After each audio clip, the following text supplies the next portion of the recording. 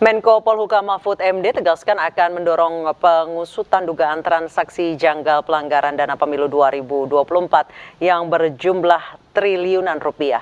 Sementara PPATK siap buktikan temuan transaksi janggal dana kampanye. PPATK juga tegaskan tidak ikut campur urusan substansi politik.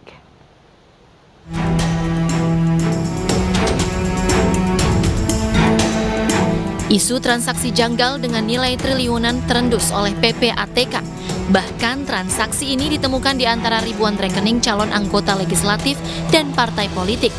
Dugaan sementara, dana ini terkait kampanye peserta pemilu, bahkan transaksi janggal ini melonjak hingga 100%. Menteri Koordinator Politik Hukum dan Keamanan Mahfud MD mendorong pengusutan dugaan transaksi janggal dalam penggalangan dana pemilu 2024. Mahfud juga tegaskan akan usut tuntas temuan PPATK terkait transaksi janggal. Supaya diusut tuntas, itu biasa aja.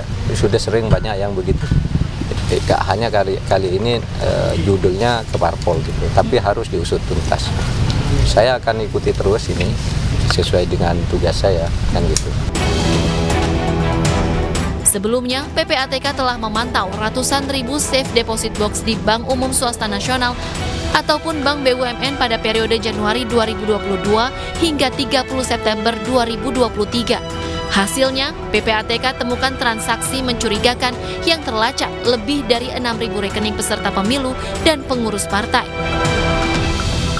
PPATK pun siap bekerja sama dengan pihak manapun dan buktikan transaksi janggal dana kampanye. Namun, PPATK menegaskan bahwa pihaknya tidak ikut campur urusan substansi politik. PPATK hanya fokus pada pencegahan tindak pidana pencucian uang.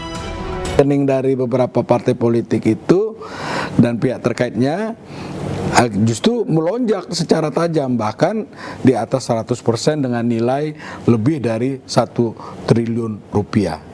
Nah, ini yang unsur mencurigakan. Kami sebenarnya tak ikut campur substansi urusan politik yang ada.